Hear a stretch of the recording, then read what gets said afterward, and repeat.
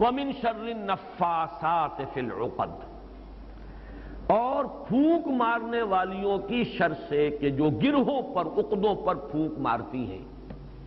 یہ ہے وہ جادو اور ٹونے کا معاملہ، جادو ٹونا ٹوٹکا۔ اس میں نفاسات کیوں آیا؟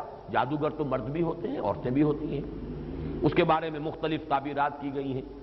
چونکہ ان کے نفوس کی یہ شرارت ہے، لہذا نفس کی طرف نسبت دیتے ہوئے اسے مؤنث بنایا گیا، یا چونکہ ان کی جماعتیں ہیں، ان کے گروہ ہیں، لہذا ایک جماعت کے لیے لفظ مؤنث کہا جاتا ہے عربی زبان میں، تو شاید اس کے اعتبار سے نفاسات کہا گیا۔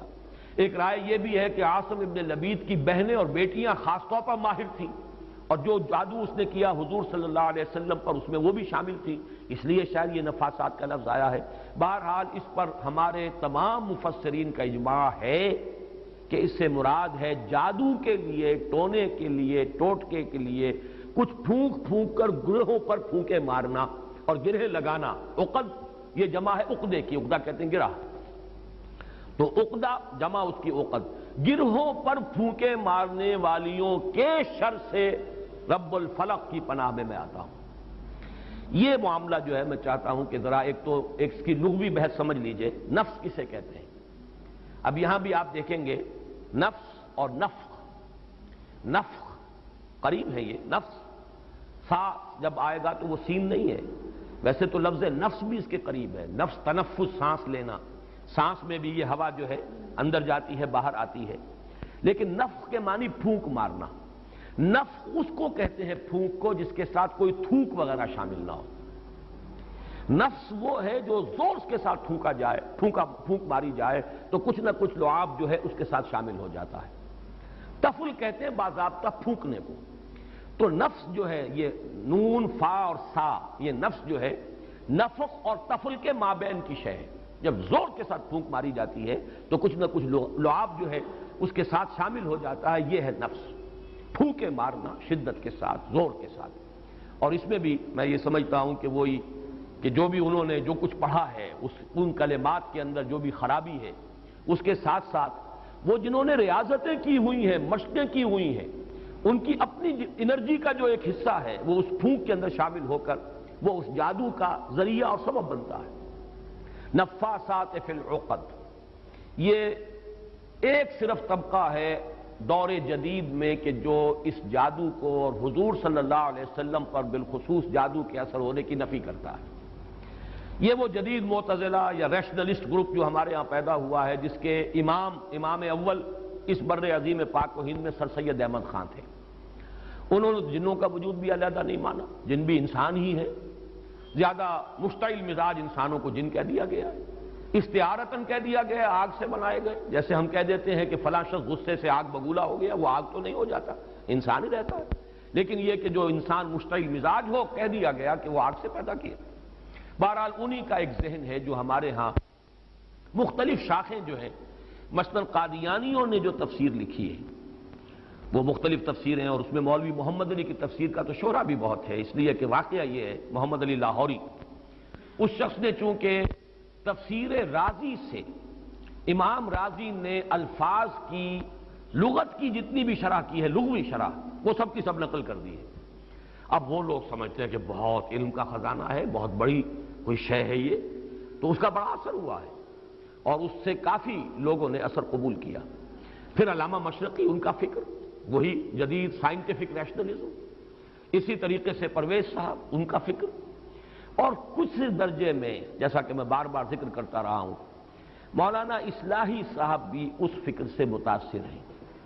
مختلف جگہوں پر حدیثوں کا معاملہ جہاں ان کا آتا ہے، اس میں یہ اگر تجزیہ کریں گے تو معلوم ہوگا کہ وہی اصل بات ہے۔ چنانچہ اس میں انہوں نے کافی مذمت کی ہے ان لوگوں کی کہ جو اس جادو وغیرہ کے معاملے کو اس طریقے سے تسلیم کرتے ہیں، حالانکہ علمی بحث کا تقاضا یہ تھا کہ ان احادیث پر نقد کریں، جرح کریں، لیکن پھر بھی کم سے کم اس معاملے میں نے دیکھا کہ انہوں نے اجمالاً کچھ تھوڑا سا مان بھی لیا ہے، لیکن یہ کہ عام قاری جب پڑھے گا ان کی بحث کو تو وہ اس کی نفی کی طرف ہی راغب ہوگا، لیکن یہ کہ اگر بہت ہی گہرائی میں دیکھا جائے تو کچھ مانا ہے انہوں نے اس میں، اور اس کا سبب میں بیان کر چکا ہوں۔ مولانا فراہی، جن کی عظمت کا میں بہت قائل ہوں، قرآن مجید پر جو محنت انہوں نے کی ہے، جس طرح مائکروسکوپ لگا کر وہ اس کے ایک ایک لفظ کو سمجھنے کی کوشش کرتے ہیں۔ بہت کم انہوں نے تصانیف کی ہیں، اور جو بھی ہم تک پہنچی ہیں، واقعہ یہ ہے کہ ان کی دقت نظر اور ان کی محنت اور ان کا شغف، ان کا ذوق و شوق، ان سب کی پوری گواہی ان کی تصانیف سے ملتی ہے۔ لیکن سر سید کا قرب رہا، علی گڑھ میں رہے، اور ظاہر بات ہے سر سید کی شخصیت جو ہے وہ بہت مؤثر شخصیت تھی۔ ہمارے ہاں بھی خلیفہ عبدالحکیم صاحب ہوتے تھے، یہ پورا ادارہ ثقافت اسلامیہ جو ہے اس پر اس ایک شخص کی بڑی چھاپ ہے، اور فکری اعتبار سے بہت بلند تھا۔ لیکن وہی نیشنلزم، وہی جو اقلیت ہے اس دور کی، جو علماء بھی وہاں گئے ہیں، حالانکہ سکہ بند علماء تھے، ثقہ علماء تھے، لیکن ان کے فکر سے متاثر ہو گئے۔ یہ ایک ثبوت ہے کہ ایسی شخصیت جو ہے اس کے اثرات ہو جاتے ہیں۔ مولانا فراہی رہے علی گڑھ میں، استاذ بھی رہے، طالب علم بھی رہے، پھر یہ کہ سر سید ہی کے کہنے پر وہ وائس رائے کے ساتھ انہوں نے ایسٹ افریقہ کا دورہ بھی کیا، مترجم کی حیثیت سے انگریز وائس رائے کے ساتھ گئے۔ تو اس سے یہ ہے کہ کچھ نہ کچھ تاثر ان کے ہاں بھی موجود ہے۔ لیکن یہ بات جان لیجئے کہ صرف اس طبقے کو علیحدہ رکھ دیجئے تو باقی سب کے نزدیک جادو برحق ہے، کلمات کی تاثیر ثابت ہے۔ ہر کلمہ، کلمہ خیر ہو، کلمہ شر ہو، اس کی کوئی تاثیر ہے، اس کے کوئی نتائج ہے، اور اس کے نتائج نکلتے ہیں۔ جیسے کہ جسمانی کسی کو زخم لگایا جائے، جیسے حضور صلی اللہ علیہ وسلم کو بھی زخم لگا ہے غزوہ احد میں، خون کا فوارہ چھوٹا، زیادہ خون بہہ گیا تو غشی بھی طاری ہوئی، سب کچھ ہوا، دندان مبارک شہید ہوئے۔ جیسے جسم اطہر پر یہ اثرات جو ہیں خارجی حملوں اور خارجی جو زخم لگے ہیں ان کے ظاہر ہوئے، اسی طرح یہ مانوی قسم کا جو حملہ تھا اس کا بھی نبی اکرم صلی اللہ علیہ وسلم پر اثر ہوا ہے۔ یہ صحیحین کی روایات سے ثابت ہے، اور میں یہ سمجھتا ہوں کہ اس سے انکار کرنا در حقیقت یہ اس دور کے بڑے فتنوں میں سے ایک فتنہ ہے۔ جو چیز اس طریقے سے ثابت ہو جائے، اور اس میں کہ عقلی اعتبار سے خود قرآن سے ثابت ہے، اس لیے کہ حضرت موسیٰ علیہ السلام پر بھی جادوگروں کے جادو کا اثر ہوا، قرآن میں ثابت ہے۔